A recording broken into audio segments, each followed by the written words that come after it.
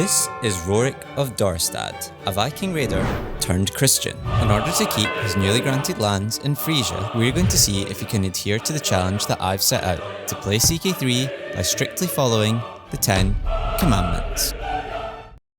For the first two, thou shalt have no other gods before me, and thou shalt not make unto thee any graven image. This actually opens us up to quite a lot of different faiths. So to make this playthrough a bit more challenging, we're going to be restricting our characters to only be Catholics for the entirety of the playthrough. This next one's pretty much achieved automatically. I was going to add in a bit of an additional challenge of not swearing during the video, but YouTube's seen to that anyway. Keep the Sabbath holy. When we're playing, we can't actively make decisions like deciding to construct a new building if the date falls on a Sunday. In every instance that happens, I'm going to check this calendar to make sure I'm adhering to this rule. Honour thy father and thy mother. While we have living parents, we must ensure our character maintains positive relations at all times. Thou shalt not kill. We shall not kill any other characters, we shall not declare any wars, and the only time we will ever use our armies is to relieve sieged provinces. Thou shalt not commit adultery. Seduction schemes are a big no-no, and our first character will begin chaste.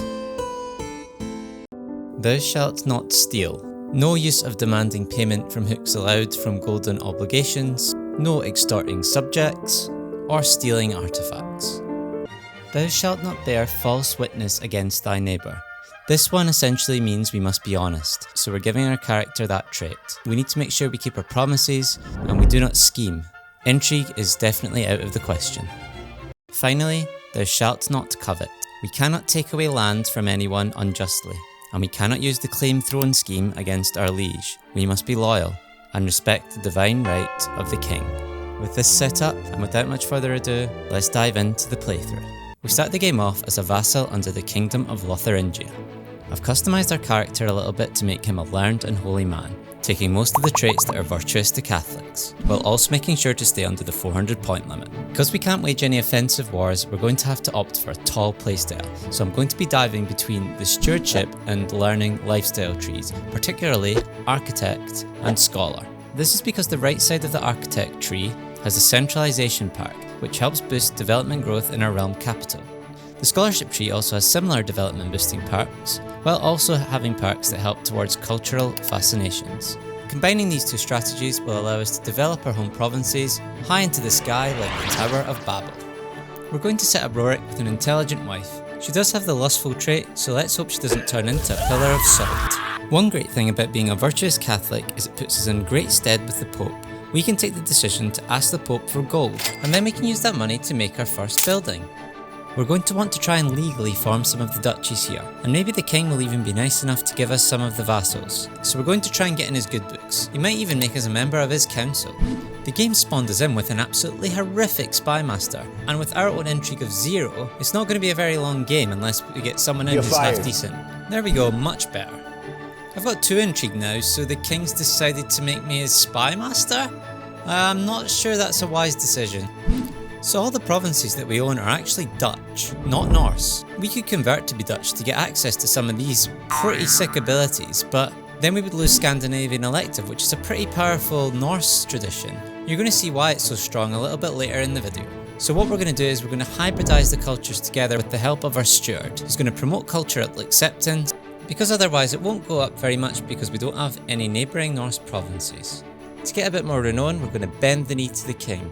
Then we're going to petition him for a position on his council. Hopefully we'll get something a bit more suitable than Spy Master. Ah, fantastic, he's made us his steward. That's going to give us a massive boost to our gold income. Thank you, my lord. We spend our free time in various holy pursuits. We're offered an alliance, and we take that to try and dissuade people from attacking us, because we're a total pacifist who's not going to fight back. Ah, we have been tempted by the devil. Begone, foul wench. We're able to ask the Pope for gold again already because our initial traits are giving us 7 piety per turn. I guess crime doesn't pay after all. We're then reinvesting all of that money for the good of the realm and to snowball our economy. Our wife gives birth to a genius daughter, and then shortly after, and more importantly, a son, little Zachariah. Trying to indoctrinate our son with virtuous traits is proving incredibly stressful. Disaster at court. Our wife has committed a heinous crime, committing adultery with one of our counts. bringing the legitimacy of our dynasty into question. We also have a bit of a succession problem now with our second son Bartholomeus, coming of age. Not wanting to split our tiny realm between him and Zachariah, a fine monk he shall be. For our dynasty legacies, I'm going to go down the law route for this one. These give a lot of economic bonuses, starting with cheaper feasts and hunts. From all that additional prestige from those cheap hunts, we now have enough prestige to hybridise our culture. We're taking all the Dutch perks with the Ting meat to keep Scandinavian elective. We've managed to build all our economic buildings that we can now. We can't build the next stage until we're further up the cultural development track. Because we've hybridised our own culture, we are now the cultural head, so it depends on our learning, which is nice and high. We can now assign our steward to increase development as well in the capital. We might have to move capitals if we get a better one, but this will do for now. Well-developed provinces have massive modifiers to gold income. We've fully gone down the scholar tree by now to max out our learning. I'm also taking a few points in the health tree to try and extend the lifespan of our ruler. This is what you want to achieve when you're playing tall, a massive stack of development growth modifiers, which we'll be adding to as the playthrough continues. With all the tier 2 buildings built in our 3 provinces, and the stewardship bonus from being on our liege's council, we're up at 13 gold per turn. We've gone on pilgrimage and it's made us sick. Well worth it. We're successfully educating our wards in the way of the Lord, for the meek shall inherit the earth. We're still quite a bit under the domain limit and we haven't managed to get any other provinces, but there is a lot of untapped land here, so I'm going to take the cultural fascinations that are going to let us build new barony holdings in that unused land. We've managed to entirely complete the learning lifestyle trees and become a paragon of virtue and learning. Gold request from the Pope giving us 343 gold every time now.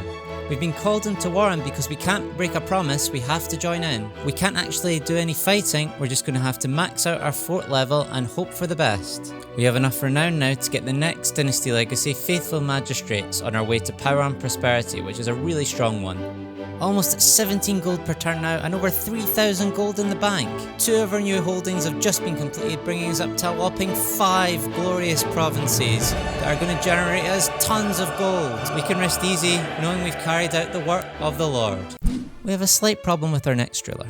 Because he was an extra generation down, we didn't have direct control over him, and so he was raised in a foreign court and isn't Catholic. He does like his mother though, so he's got that going for him. We're not even the right culture, so let's sort that out by converting to local culture. And thankfully our liege has quickly demanded that we convert, so we're definitely going to do that. Trait's not really the best either, we're going to have to sort that out. Resist your foul impulses. One of our countesses is guilty of fornication. This is an opportunity to get some land. Not long after we find that one of our counts has committed adultery. What is wrong with you people? More land for us. Just discovered Manneralism, which is going to let us build royal reserves, which gives us even more development growth modifier and additional gold. Next one we want is battlements, because that'll let us build keeps, which is the bottleneck to building the next tier of economic buildings. We've just inherited some land in the Byzantine Empire. The Lord truly giveth, but hopefully not taketh away. Up at 30 gold per turn now. See, playing the game nicely is actually a viable strategy despite all the other CK3 videos you see out there. Okay, let's get to converting these heathens and upgrading all our settlements to keeps. In our economic buildings, then it totally crashes because this guy's stewardship is absolutely I was almost gonna say it. Interesting relationship they have there. I don't think that's against the 10 Commandments, so it's totally kosher. So I've just made it so that my duchies have Scandinavian elective. Because we control most of the counties, we can always just elect whoever we want into the position, thus keeping our realm totally secure. Well, apart from those provinces in Greece, we'll have to maybe disinherit to deal with them. Looks like we could get some geniuses. What could go wrong here? Oh dear, what's wrong with this family? So we've gone full architect with this guy and we're using his wife to boost up the stewardship. That's giving us a potential 8 province limit, and our gold's back up a little bit to around 40 gold per turn. Power and prosperity finally unlocked, giving us discounts to all our building costs and extra stewardship experience. This ruler is a little bit better. We're going to do the same thing though. Get rid of these useless perks and go right down into the architect tree. This puts us up at 66 gold per turn now, but it makes us stressed so we quickly die of heart failure. Our new reign begins with our genius daughter. This one looks like it's going to be a good one. Development growth bonuses getting so large it's hard to fit them all on the screen. Upgrading to the tier 3 and 4 buildings now, and most of the early medieval technologies have been researched. we'll actually get a better growth rate if we move our capital to Amsterdam, so that's what we're going to do, and also reassign our steward to increase development there. Gold demands from the Pope now 1500 a time. Our gold reserves are over 20k and we're getting 80 gold per turn. Our next character is one of the shortest I've ever had. He inherits the throne, and then about 2 months later he's murdered. He had some amazing stats too.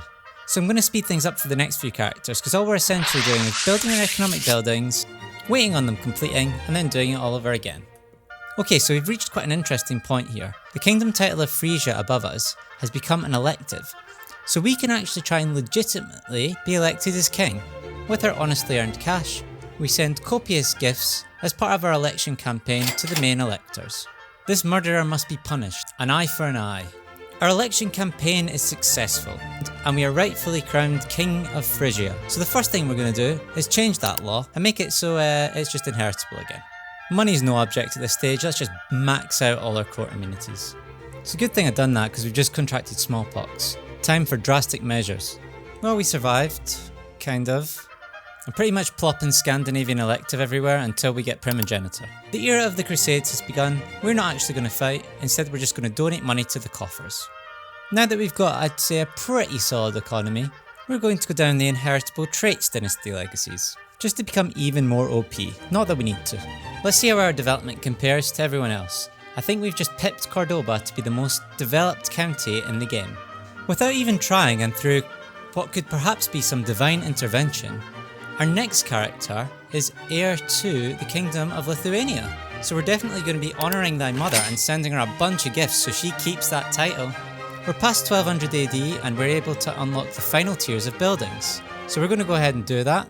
Our gold's up at 250 now per day, and we've got over 200k in gold reserves. We haven't had anyone even think about declaring war on us, because that massive gold balance acts as a deterrent. Meeting thou shalt not kill has been actually quite easy. Okay, this is very suspicious, no traits at all, despite both parents having loads. By 1254 we have almost all the technologies, and our development in most of our provinces is at 100. So we end up inheriting Lithuania from our mother, but the vassals under us are most displeased. We have to do the right thing and grant some of them independence. It is only fair after all.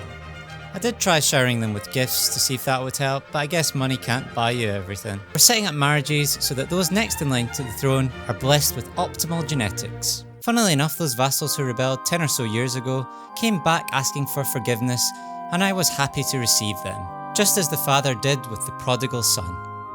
Again, really, there seems to be a common theme here in this playthrough. So there you go, proof that you don't have to be evil to do well in Crusader Kings 3.